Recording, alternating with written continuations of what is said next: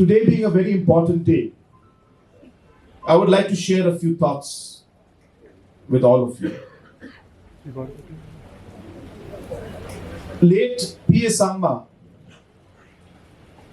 had taught us one very, very basic but very, very important principle in life. And he told us that if you want to be in politics and if you want to serve the state and the country, then whatever you do in your life, you have to keep the people at the center of everything that you do. Because you are here to work for the people. You are here to serve the people. And hence every decision you make, every work that you do, must be guided by a spirit of serving the people of the state and the country. So if you don't keep the people at the heart of what you do, then you will get lost in this entire complexity of politics and public service. And if you keep people at the center of your decision making and let that guide you, whatever the complication may be, you will always make the right decision. A very simple principle that he taught us. And I have tried to always ensure that that principle is what guided me. And I can tell you that to a large extent, I have found that to be one of the best ways to ensure that you do the right thing. It's just a coincidence also that the name of our party also, that the heart of it is people. We are National People's Party. And if you remember, we had taken over the National People's Party from the unit in Manipur. So we never actually came up with the name in the beginning. National People's Party was formed back in 1980s, late 80s, early 90s in Manipur.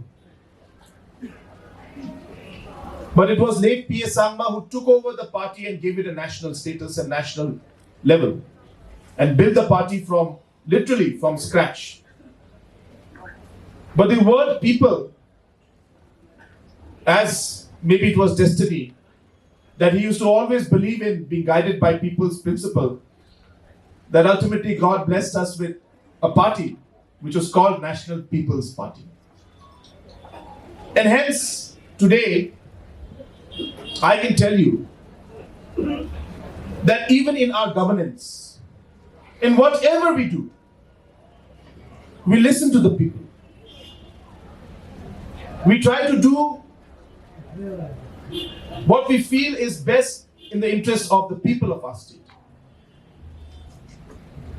There have been many situations where we faced numerous challenges, I don't have to tell you. I remember recently in Garo Hills also, we faced a number of challenges regarding district council there. We had made a decision, but we went to the people. The people's ideas were different. And we realized that we must listen and work for the benefit for the people. And hence, that is what has been our guiding factor throughout what we did. And I'm happy to tell you that in the last 4 years, we have seen that the state's governance has gone to a different level. In the entire assembly session, we have spoken about the different transformations that have taken place in different sectors. And when I say that, I don't mean to claim that we have changed everything. It's not possible. It takes time. But we have made a lot of advancement in most of the sectors that you can imagine. Today I was reading out and informing the House that we have been constructing on an average 2.2 kilometers of roads every day in the rural areas. 2.2 kilometers roads every day. Through different state and PMGSY and central schemes. That's the kind of work we've been doing. When we had started our state, there were only 4,000 houses which had, in the rural areas, which had water with pipe drinking water. And today, in less than 2 years from the time the scheme started, we have over 2.5 lakh houses today having water with pipe. And we intend to saturate and make sure that at the earliest, we are able to give water to every house in the state. So this is the way we have been working and taking the state forward in many sectors. Just today in the House also I was announcing, after detailed discussion with cabinet colleagues, that we have 2 airports in the state. One is in Omari, and the second one in Jingjal in West Kano Hills. And we as a cabinet, after discussion with our colleagues, with Honorable Deputy Chief Minister and others, we have decided and announced it in the House today that the airport in Omari will be named as Late Bibi Lingdo Airport, and the airport in Garo Hills will be named after late Captain W.A. Sangma. And I know that there are many leaders. We had great difficulty. We were thinking who should we name it after. It was not easy for us because each and every leader was a tall figure and had contributed immensely to the state. But we felt that the level of contribution made by these 2 leaders specifically needed to be recognized. And we consulted the public. And with that, we were able to come to a conclusion. And very soon, the cabinet will be approving that. But we have decided that we will go ahead with that, with those names. Recently, I've been reading in the papers and getting different messages about people's concerns about different programs that we do. There was a message that came to me saying that is it true that the state is going to go ahead with casinos in the state? So I told the people who asked me the question, I said, in the beginning, when we started this entire exercise, the idea was to regulate existing gaming parlors. Today, there are multiple gaming parlors. We call them jackpot parlors. I think they're more famous by jackpot parlors. These jackpot parlors are running everywhere in the city and in different parts of the state. But there is no law to regulate them. There is no rules formulated to say what they can do or what they cannot do. And they've been functioning for 25 years. And there is no tax on them either. Hence, they are completely functioning without any kind of regulation. And therefore, as a government, we felt it is important to regulate these different jackpot parlors. And hence the gaming regulation came in. But in the regulation, of course, we had options of online gaming and offline gaming. And we felt that if there is a mechanism through which we can have offline gamings also, that means all these games being played on the table, which is what casinos are. If we can have these kind of games in a separate gaming zone, which is away from our main state, our main cities, in the area which is closer towards Guwahati. And if we are able to earn substantial revenue from it, so that we can pay different aspects of teachers, different schools to be built, different hospitals to be built, so on and so forth, the different issues we have. We calculated that this sector has approximately a possibility of giving us 500 crores of revenue a year. With all the difficulty with other issues of mining and other issues, government of Meghalaya had to explore different options. So we thought that if these gaming zones are away from the cities, away from the main part of the state, and in a specific area, confined to a specific location, and we ensure that locals cannot play there, then we will be able to get our revenue also, and we will be able to, at the same time, ensure that the social impact of these kind of things is not there on our youth and our citizens. And hence the process started. Some paperwork went on. But then we got calls from the people. We got messages from the church. We got messages from different organizations saying we need to think about this. And as soon as these messages came to us, we all sat down and discussed, and we said, we will have to discuss with the people first.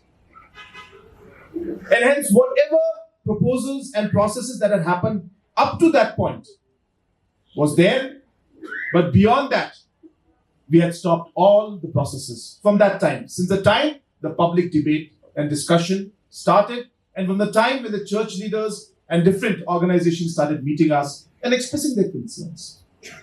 Again, a reflection of people-centric governance. We need to listen to the people's voice. And hence we understand that yes, there is a huge opportunity for revenue, but there are concerns that the people still have. And so, we said we will not move further. But by that time, certain provisional licenses were given. And when I say provisional, these are conditional licenses, which will lapse automatically if the processes don't start. And for the processes to start, it is only through the state government's permission that they can. And hence, when this public debate started, we immediately put a stop to any further paperwork to be done. We have put a stop to any kind of permission to open up things.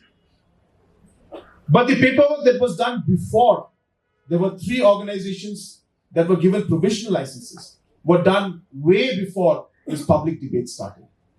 And hence, legally, it is not just possible for us to simply cancel because it goes to court. But as it's a provisional license, it requires them to start operating within a certain period of time. And if they do not, then the provisional license automatically lapses. And they cannot continue with this. So let me, on this stage, while talking to all of you, let me reiterate that we as a government and as a party, we have our ideas and programs to move forward. We have plans and programs to increase the revenue for the state. But whatever we do, like in every other program that we have done, we keep the people first. We consult. And that is the reason why as soon as the people express their concerns about this, we have put a stop to any further proceedings in this aspect. So let me assure all of you, including the people of our state, that without taking the people into confidence, there is no question of any further movement in this line. So there should not be any doubt in people's mind that this party and this government will ever do anything that is going to go against the will and the desire of the people of our state. So whatever discussions are there, we will talk, we will discuss, we will lay down all the facts, and still if we need to discuss and debate, we will further debate.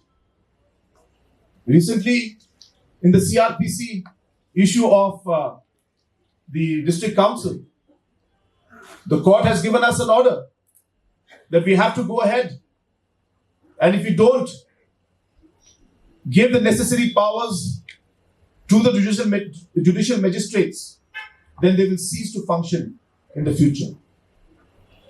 It was a very difficult position for us. And if we wanted, we could have just simply bulldozed. But then we realized that this is not the way we work. And hence we had 3 cabinet meetings where we postponed and deferred the subject because we had multiple discussions. And then we had 2 meetings with the Khasi Hills District Council for a couple of hours to hear their problems, to clarify their issues, and to make them understand that whatever we do in the CRPC issue that we are having now for the judicial magistrates, this will in no way impact the powers of the Khasi Hills or the JHADC Hills or any district council. The judiciary powers of the district council are derived from para 4 and 5 of the 6th schedule of the Constitution of India.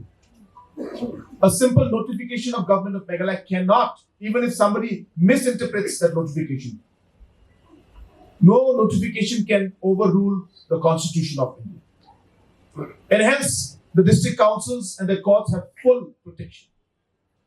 And the only purpose of us doing this was to ensure that the judicial magistrates now, who are functioning as the ADC judiciary used to do before, but after the segregation from executive to judiciary, the ADC judiciary ceases to exist. And hence, the judicial magistrate requires some source of power to be derived on them. And hence, this notification. That is all. So whatever the ADC judiciary used to do before, the judicial magistrate will do in the future. There's nothing to do with the powers of the Khasi Hills and the JHADC Hills and the Garo Hills District Council. And we reached that conclusion, and finally we are moving forward after multiple rounds. As I said, because we engage with the people. We always believe in ensuring that we discuss with people. So hence, my friends, the reason I'm telling you all of this is that people have seen that the National People's Party stands for the people of our state. The National People's Party never compromises on the concerns that the public has. The National People's Party is a people-centric party. Whether it's Deputy Chief Minister or Chief Minister or anybody, we listen to the people's will. And that is why today, in different parts of the state and the Northeast, many people and leaders are joining the National People's Party as we keep the people at the heart of whatever we do. And that is a guiding principle for us. So friends, once again, I thank all of you for coming here today and being part of this program. I know that I spoke a lot, but you can't blame me. We are in assembly mode right now.